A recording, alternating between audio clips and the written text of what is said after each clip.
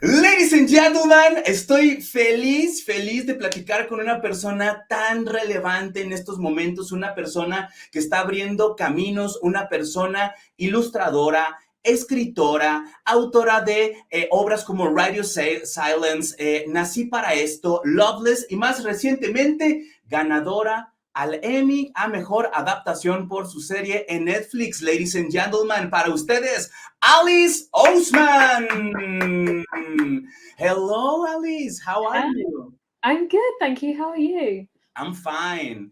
I'm better now that I have already watched my first episode of Heartstoppers, and it's just amazing. It's a lovely story, and I have some questions to do you today. But first of Okay. all, how did you begin in the illustration world? Did you used to draw when you was a child? Yeah, I love drawing ever since I was little. I used to draw cartoons that I was watching on the TV, like Pokemon, and I just loved drawing cartoons. And then eventually I decided to make my own comic, and that became Heartstopper. Well, I'm not that good as you in the draw arts, but I begin in this world inspired by Dragon Ball. What was your inspiration? Oh, I mean, inspiration comes from everywhere. In terms of my art, definitely a lot of the cartoons that I was watching when I was little, like Pokemon. I was really into Digimon, card captors. And then when I was a bit older, I read, there was a lot of romance manga in my school library, and all my friends used to just go and sit in the library and binge all of the romance manga that they had. So, yeah.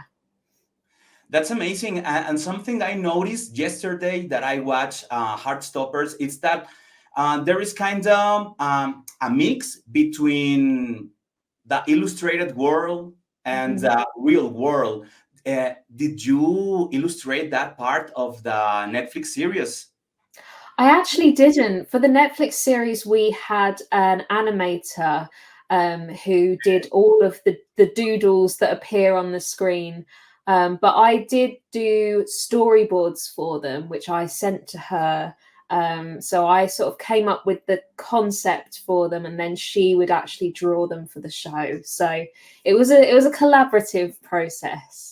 But it has the feeling of the illustration and all that like comic frames Mhm. are just amazing. It's a wonderful TV show. And tell us a little bit about how hard it's to being an illustrator to make like a job for a living. I don't know if you understand me, but uh, when I was a fan of Dragon Ball and I used to make my draws on my notebooks, my mom said me something like, stop wasting your time. That doesn't make you get to anywhere, and stop with all that nonsense. I don't know. It was like my mom scared about this thing. I don't know. How do you deal with that? Yeah, I mean, it is a difficult career to make work, but you really will never know what's going to happen unless you try, unless you put yourself out there. When I published my first ever book, I decided to just go for it because I knew that I had nothing to lose. If it doesn't work out, it doesn't matter. I'll find a job doing something else. But if you have to just go for it, if you don't try, then nothing will happen, and you never know what might happen. So yeah. It's a great advice for every single fan of all this illustrating world. And when did you realize that you want to tell not just the illustration but a story? Well, I'd always loved writing stories as well as drawing. I grew up writing lots and lots of stories. And then when I was in my late teens, everyone started to think about careers. That's the age when you have to decide what you're going to be doing in your future. And I knew that the one thing that I wanted to do more than anything was write stories. And so that became my very first book, Solitaire. And then eventually Heartstopper was the spin-off from Solitaire. So yeah, it all sort of started there. Amazing, amazing. And how hard was for you to deliver your creative vision about Heartstoppers, the comic book, or to the Netflix show? It was easy in some ways, but hard in others. I think because Heartstopper is a graphic novel, it's got pictures. It's quite easy to transfer that to the screen because they're both visual mediums. Yeah.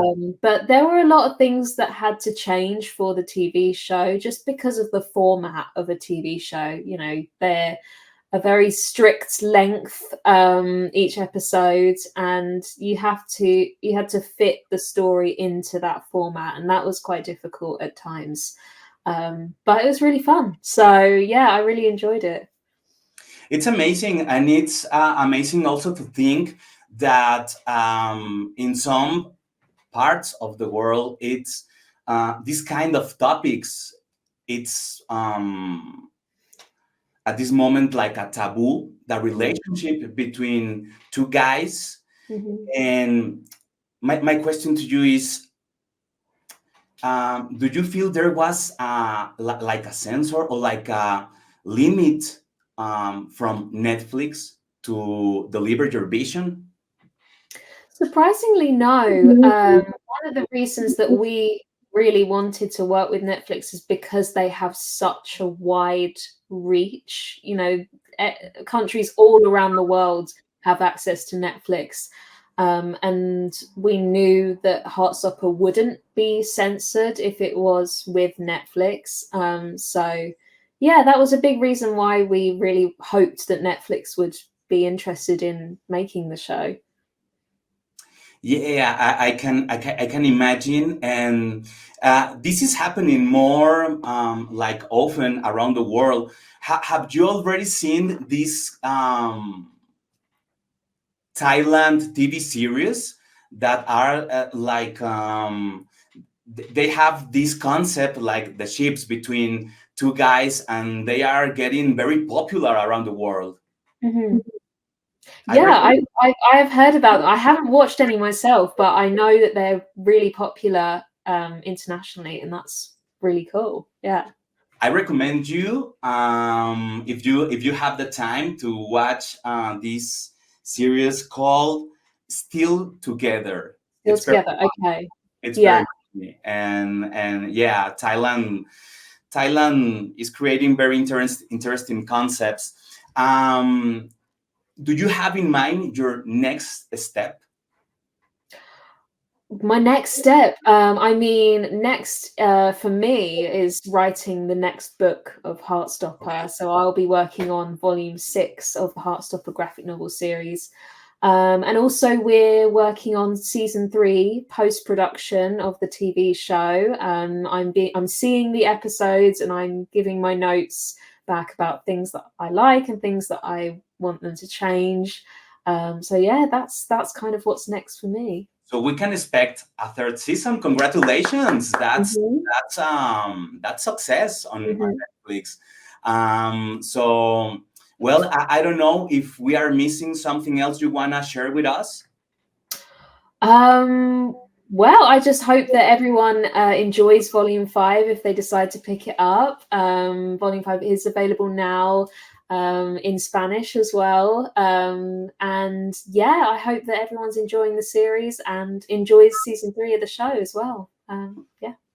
Thank you so much, Alice, for your time. Damas y caballeros, ella es Alice Oseman a través de Oye 89.7, una exclusiva más de la frecuencia más poderosa de todo el cuadrante. Yo soy Poncho Yezka. Hasta la próxima.